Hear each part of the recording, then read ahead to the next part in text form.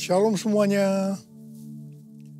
Menurut kalender Ibrani, dari tanggal 23 September 2025 sampai dengan 12 September 2026, kita memasuki tahun 5786 yang disebut P-Vav.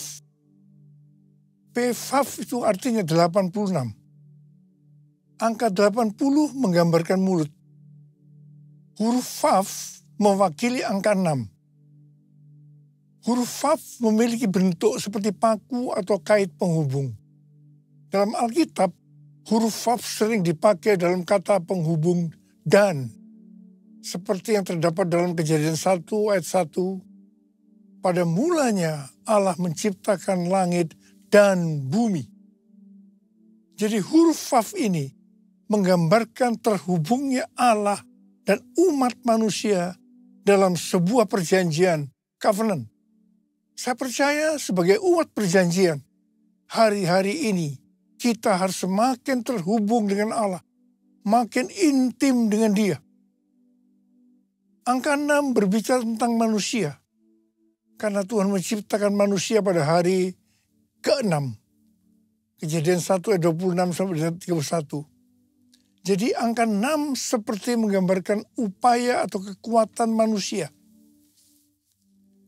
Saya percaya melalui pengertian tahun 5786 atau P-Vav, Tuhan menuntun kita untuk sampai kepada penyelesaian amanat agung 2033. Saya akan mengingatkan bahwa goal kita menjadi orang percaya sesuai dengan Roma 8 ayat 29 adalah menjadi serupa dengan gambar Yesus. Artinya kita harus menjadi murid Tuhan Yesus. Sesuai dengan 1 Yohanes 2 ayat 6. Siapa yang mengatakan bahwa ia tinggal di dalam Dia, ia wajib hidup sama seperti Kristus telah hidup. Kalau kita hidup sama seperti Kristus telah hidup, maka kita akan menjadi serupa dengan gambarnya, yaitu murid Tuhan Yesus. Tugas utama kita sebagai murid Tuhan Yesus tanpa melihat profesi kita sesuai dengan Matius 28 ayat 19 dan 20 adalah menjadikan semua bangsa murid Tuhan Yesus yang artinya menyelesaikan amanat agung. Salah satu jawaban Tuhan Yesus ketika ditanya oleh murid-muridnya tentang tanda kedatangannya dan tanda akhir zaman terdapat dalam Matius 24 ayat 14 yang berkata, dan Injil kerajaan ini akan diberitakan di seluruh dunia menjadi kesaksian bagi semua bangsa. Sesudah itu barulah tiba kesudahannya. Dengan perkataan lain dikatakan bahwa kalau amanat agung sudah selesai, maka sesudah itu Tuhan Yesus datang. Kata sesudah itu artinya tidak ada yang tahu kapan. Bisa 1 hari, 1 minggu, 1 bulan, 1 tahun, atau beberapa tahun. Yang jelas tidak akan lama. Sebab Tuhan Yesus berkata, aku datang segera. Jadi kalau Tuhan Yesus berbicara kepada banyak organisasi dan aliran kekristenan yang mereka yakin bahwa goal untuk menyelesaikan amanat agung tahun 2033, itu tidak berarti bahwa Tuhan Yesus pasti datang tahun 2033. Itu tidak alkitabiah. Tetapi kalau dikatakan tahun 2033 itu Tuhan Yesus bisa datang, itu alkitabiah. Sebab kedatangannya bisa sewaktu-waktu. Yang jelas Tuhan Yesus berpesan sangat kuat kepada kita. Waktu kedatangannya sudah sangat dekat. Kita harus makin sungguh-sungguh dengan Dia. Hosana, Hosana, katakan Tuhan Yesus. Hosana, Hosana, ku merindukanmu.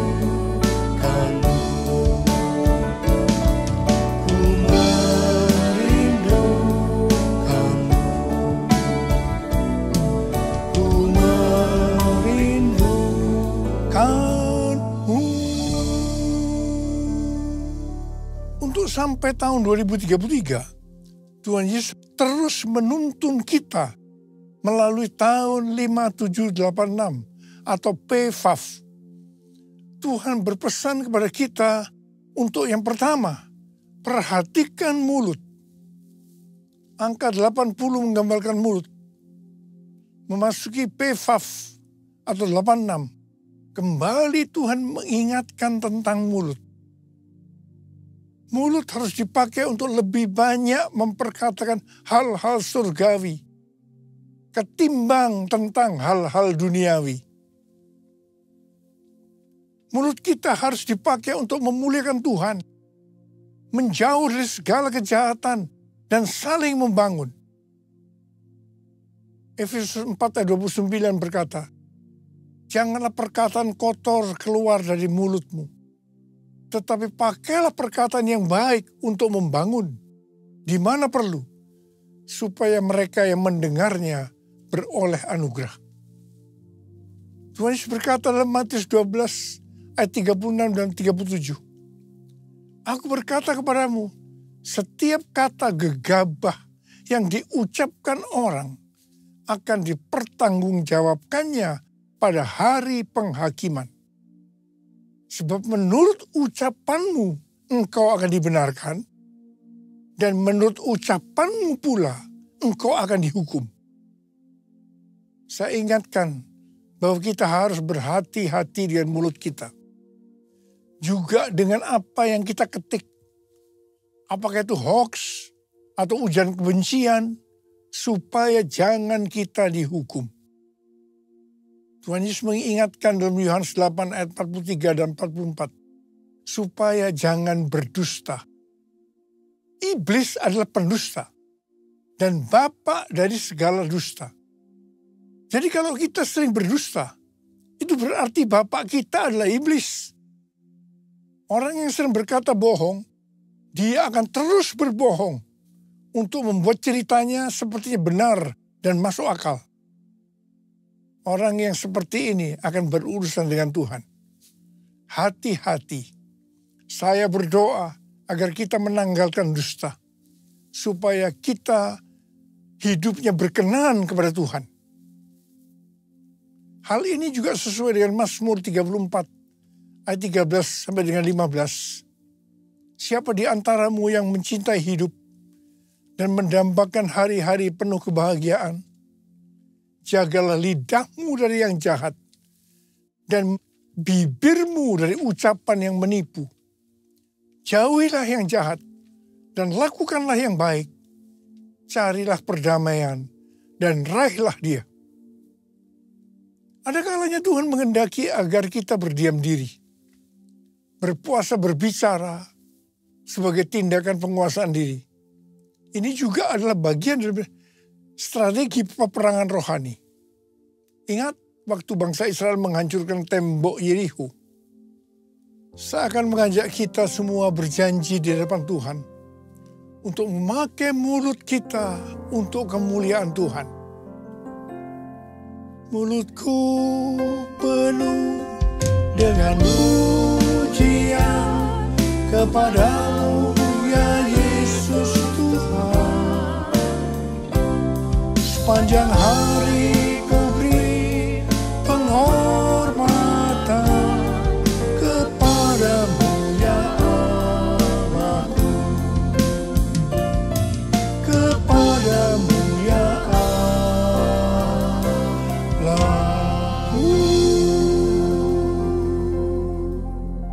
Huruf Vav yang mewakili angka 6 memiliki bentuk seperti paku atau kait penghubung.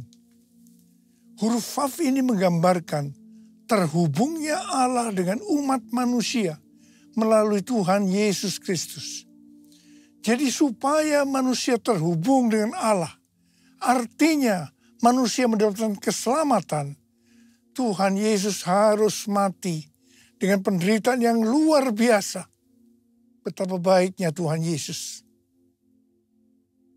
1 Korintus 6 ayat 19 dan 20 berkata, atau tidak tahukah kamu bahwa tubuh kamu semua adalah bait Roh Kudus yang tinggal di dalam kamu, roh yang kamu peroleh dari Allah, dan bahwa kamu bukan milik kamu sendiri, sebab kamu telah dibeli dan harganya telah lunas dibayar.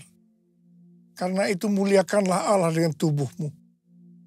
Keselamatan yang kita peroleh adalah karena kasih karunia Allah, bukan karena perbuatan baik kita yang kita responi dengan kita beriman kepadanya.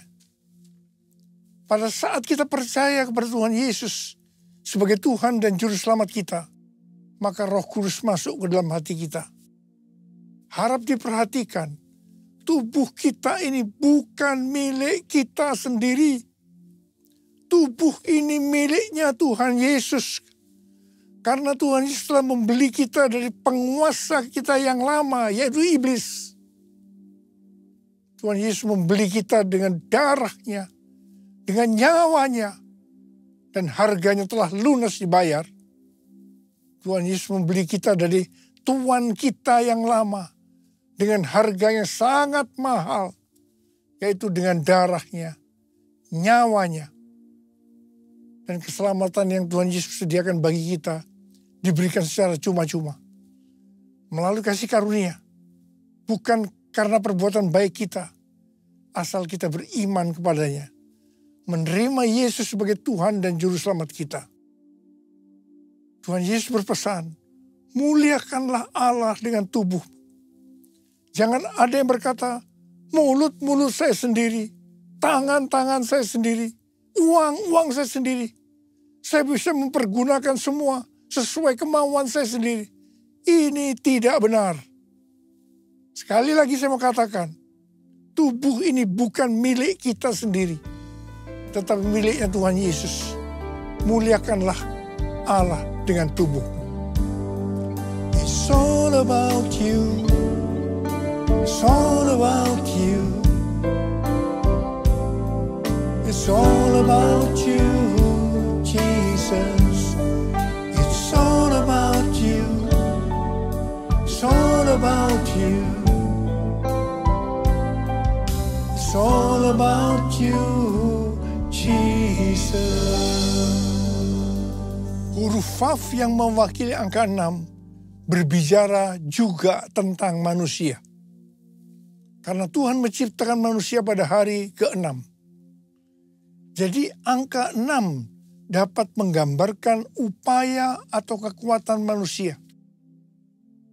Dalam Yakobus 4 ayat 6 dikatakan, Allah menentang orang yang congkak, tetapi memberi anugerah kepada orang yang rendah hati. Orang yang sombong atau congkak itu artinya orang yang tidak memiliki kasih.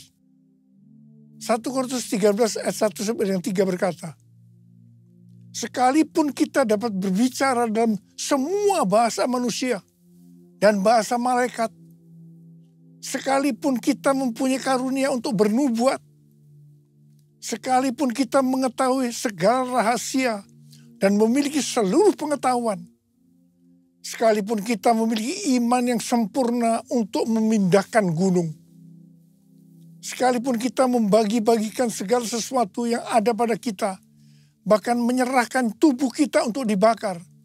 Tetapi jika tidak memiliki kasih, kita sama sekali tidak berguna.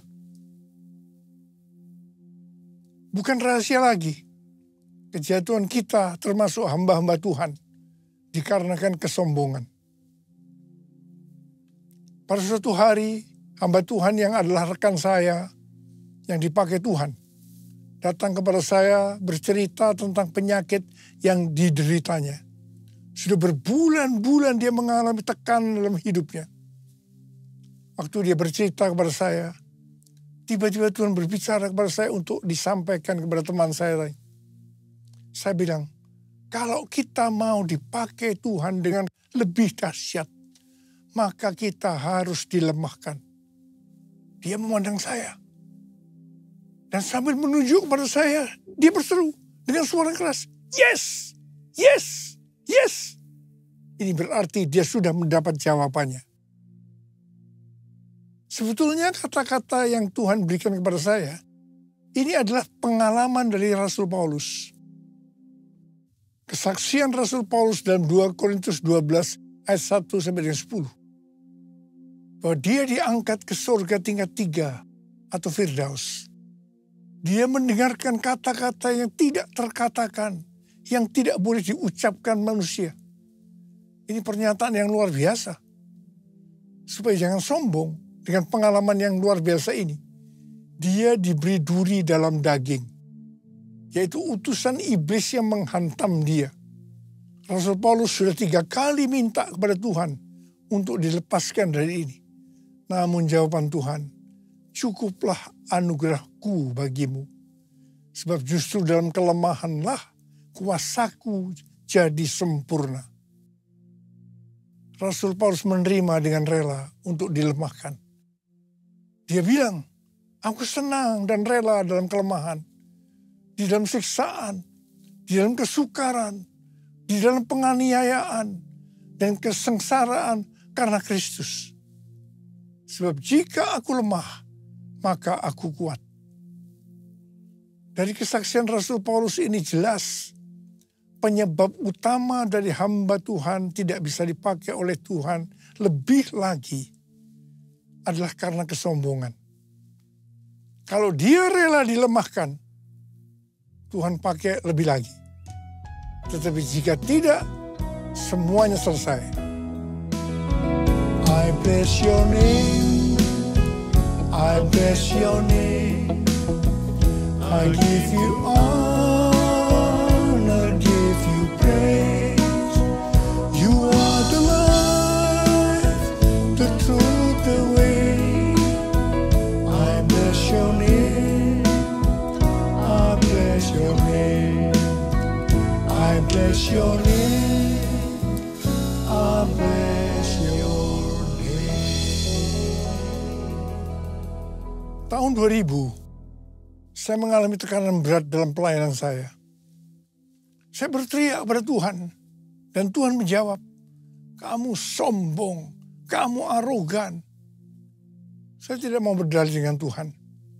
Saya minta ampun dan saya tanya, apa yang harus saya perbuat? Yang pertama, turunkan nama gereja yang kamu bangga-banggakan. Dan hal yang kedua, kamu minta maaf kepada gereja-gereja dan kepada hamba-hamba Tuhan lainnya. Saudara, untuk melakukan ini tidak mudah. Betul-betul harus punya niat untuk merendahkan diri. Waktu itu jumlah gereja kita sekitar 400. Dan tidak semua orang yang saya mintai maaf dengan rela memaafkan saya. Ada yang sinis, ada yang berkata, Niko punya taktik apa lagi ya? Dan saya melakukan ini selama beberapa tahun. Beberapa tahun dengan sungguh-sungguh. Saya benar-benar dilemahkan oleh Tuhan. Tapi setelah itu apa yang terjadi? Yang pertama, rekonsiliasi di antara gereja-gereja terjadi. Dan roh doa turun. Transformasi Indonesia terjadi. Haleluya. Setelah World Prayer Assembly di SICC tahun 2012, maka saya diproses oleh Tuhan. Ini di tengah-tengah healing movement ministry. Pelayanan kesembuhan. Mungkin dengan tidak sadar saya mulai sombong. Mencuri kemuliaan Tuhan. Memang pelayanan kesembuhan gampang membuat kita sombong. Karena dieluk-elukan, dipuji-puji orang. Tuhan turun tangan. Saya dilemahkan. Hampir 6 bulan, tiap hari perut saya sakit luar biasa. Kepala juga sakit.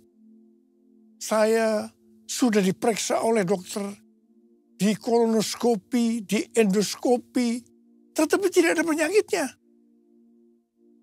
Tiap kali saya berkhotbah, menyanyikan pujian penyembahan, itu selalu ada di tengah-tengah kesakitan. Dan saya selalu berkata, kapan ya selesainya tugas saya ini? Jadi tidak ada kesempatan untuk saya menjadi sombong. Malah kalau boleh menawar, saya mau istirahat dulu dari pelayanan ini. Tapi tidak bisa. Karena Tuhan terus menyuruh saya. Terus melayani. Setelah 6 bulan saya diproses seperti itu. Pada tahun 2013 saya disuruh Tuhan untuk mendeklarasikan Pentakosta ketiga. Haleluya. Saya percaya kalau saya tidak dilemahkan, pasti pelayanan saya tidak mencapai 13 tahun dengan 318 kali pelayanan yang kebanyakan di lapangan-lapangan. Terima kasih Tuhan. Tuhan Yesus baik. Pada tahun-tahun terakhir ini, pelayanan saya banyak untuk global. Seperti yang Tuhan katakan, gerakan Pentakosta ketiga ini dimulai dari timur ke barat dan kembali ke Yerusalem. Barat yang dimaksudkan ini adalah Amerika. Dari Amerika terus bergerak ke seluruh dunia. Tahun 2017, saya diperkenankan oleh Tuhan untuk berdoa di tempat doa yang namanya Capitol Hill di Washington DC. Ini seperti gedung DPR, MPR-nya di Indonesia. Capitol Hill ini tempat yang unik. Karena setiap kali Presiden Amerika yang terpilih pada saat pelantikannya, tempatnya di balkon di Capitol Building. Untuk menuju balkon itu harus melewati tempat doa Capitol Hill ini. Dengan dipimpin oleh istri senator senior, kami 8 orang diperkenankan berdoa. Pada saat berdoa, Ibu Christina Fargnimela mendapat penglihatan. Dia melihat ada kapal pesiar yang besar. Dan dia melihat di pantai ada saya pakai dasi kupu. Tetapi yang menarik, Ibu Christina melihat saya sangat kecil. Jadi kalau saya mengarahkan tangan saya ke kapal itu untuk ke kanan, maka kapal itu akan ke kanan. Kalau saya mengarahkan untuk ke kiri, maka kapal itu ke kiri. Tuhan memberi pengertian bahwa kapal itu berbicara tentang Amerika. Saya diberi tugas untuk mengarahkan Amerika untuk kebangunan rohani. Saya diperkenankan mengarahkan arah kapal itu selama saya kecil. Dengan berjalannya waktu, saya tidak sadar Niko yang kecil tadi berubah menjadi besar. Saya tidak sadar karena diberi pengertian kalau saya terkenal besar, orang akan lebih mudah menerima arahan saya. Sebagai informasi, saya diberi penghargaan dalam tanda petik lewat Amerika, jumlahnya 11 macam penghargaan. Saya mungkin tidak sadar bahwa ini membuat saya, kepalanya ikut jadi besar. Penghargaannya tidak salah.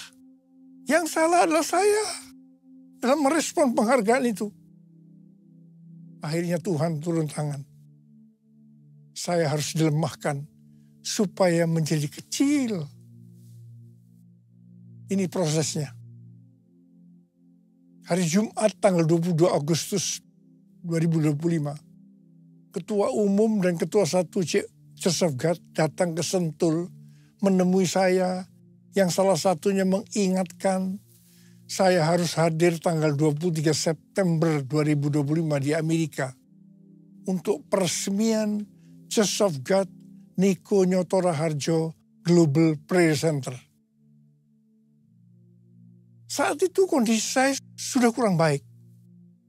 Hari Sabtu tanggal 23 Agustus 2025, saya lemas dan jatuh disebabkan karena NaCl atau garam natrium saya rendah. Saya masuk rumah sakit, tetapi puji Tuhan, karena kemurahan Tuhan, saya tidak mengalami cedera. Tindakan saya yang pertama, saya datang kepada Tuhan. Minta ampun. Dan kemudian saya minta, mohon tuntunan Tuhan. Dan ini tuntunan Tuhan pada saya waktu itu. Yang pertama, saya disuruh membatalkan ke Amerika. Yang kedua, saya disuruh menurunkan nama Niko Nyoto Raharjo di Global Praise Center Church of God. Karena itu akan mencuri kemuliaan Tuhan. Dan yang ketiga, saya juga disuruh membatalkan pelayanan-pelayanan besar lainnya. Saya bilang sama Tuhan, Bapak, saya akan taat. Ampuni hamba-Mu ini yang tidak peka. Biar hamba-Mu kembali jadi kecil. Dan Engkau yang bertambah besar. Dan Engkau izinkan hamba-Mu ini sampai tahun 2033. Bapak, kami bersama-sama mau angkat tangan di hadapan-Mu. Yang pertama-tama ampuni hamba-Mu, Abah. Ampuni hamba-Mu. Ampuni kami semua. Tuhan, terima kasih. Terima kasih. Terima kasih. Izinkan kami semua, Tuhan, untuk bisa menyelesaikan amanat agung sampai tahun 2033. Bapa, berkat-Mu turun ke atas kami semua. Ya Tuhan. Ya Bapa, ya Bapa, ya Bapa. Yesus, ku sembahkan, sujud di hadapan-Mu, keinginan dalam hidupku hanya untuk menyembah-Mu. Yesus, ku sembahkan, sujud di hadapan-Mu, keinginan dalam hidupku hanya untuk menyembah-Mu, hanya untuk menyembah-Mu.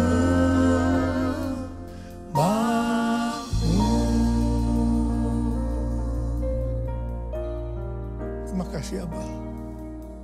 Terima kasih. Terima kasih. Dalam nama Yesus. Amin.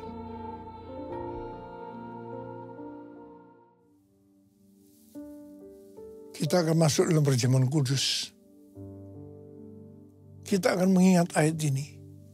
Sebab setiap kali kamu makan roti ini dan minum cawan ini, kamu memberitakan kematian Tuhan sampai Ia datang. Perjamuan kudus adalah perjamuan Tuhan Yesus sendiri. Setiap kali kita masuk dalam perjamuan kudus, Tuhan Yesus selalu berkata, biarlah ini menjadi peringatan akan aku. Karena itu mari, arahkan hati kita kepada kebaikan Tuhan. Kita akan mengingat kebaikan Tuhan. Supaya kita lebih mengasihi Tuhan Yesus. Supaya kita lebih mengasihi satu dengan yang lain. Mari tundukkan kepala. Tuhan, siapakah kami ini sebelum kami mengenal Engkau? Kami semua orang berdosa. Upah dosa adalah maut, mati. Tapi Engkau yang tidak berdosa telah dijadikan dosa oleh karena kami. Engkau harus turun dari sorga mulia. Mati ganti kami dengan penderitaan yang luar biasa. Sungguh kalau kau pikirkan betapa baiknya Engkau ya Abah. Itu Engkau ya Abah. Kau jadikan kami sebagai anak-anak-Mu. Kau tuntun, kau bela, kau tegur kalau kami salah. Kau ampuni kami ya Tuhan. Terima kasih buat semuanya. Terima kasih, terima kasih. Tuhan akan memberkati kita melalui perjamuan kudus. Tapi Tuhan mau kita makan dan minum dengan cara yang benar. Karena itu kita harus introspeksi. Mari lihat sekali lagi. Kita akan lihat keadaan diri kita masing-masing. Kalau ada dosa yang Tuhan ingat, kita langsung datang. Minta ampun. Minta ampun. Supaya diberkati oleh Tuhan. Ampuni kami Tuhan. Ampuni. Makasih Abah. Kami akan masuk dalam perjamuan kudus dengan hati yang penuh ucapan syukur. Dalam nama Yesus kami berdoa. Amin. Mari. Angkat roti di tangan kanan kita tinggi-tinggi. Sebab apa yang telah kuteruskan kepadamu telah aku terima dari Tuhan. Yaitu bahwa Tuhan Yesus pada malam waktu ia diserahkan mengambil roti. Dan sesudah itu ia mengucap syukur atasnya. Ia memecah-mecahkannya dan berkata, inilah tubuhku yang diserahkan bagi kamu. Perbuatlah ini menjadi peringatan akan aku. Saudara kasih Tuhan, bukankah roti yang kita pecah-pecahkan ini adalah persekutuan kita dengan tubuh Kristus? Mari kita makan dalam nama Yesus.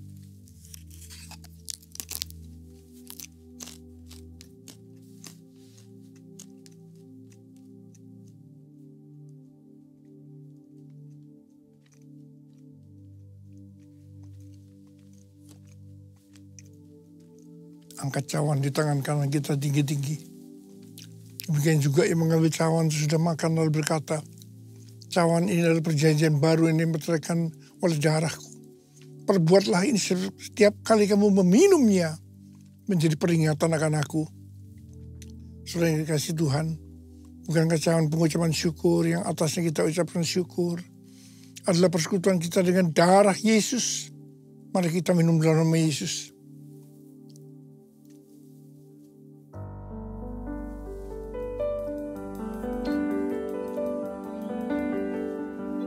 Ucapan syukur dan terima kasih dengan suara. Jangan diam. Tuhan terima kasih ya Tuhan.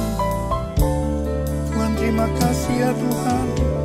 Terima kasih ya Tuhan. Terima kasih. Urialala makana mayarala wala wala wala. Urialala wala wala wala wala wala wala wala wala. Yesus. Yesus, Yesus, Yesus, Yesus, Yesus, Yesus, Yesus. Oh, bala bala bala bala bala bala bala bala bala. Mari bala bala bala bala bala. Terima kasih Yesusku, terima kasih Yesusku. Puji syukur hanya bagi Tuhanku.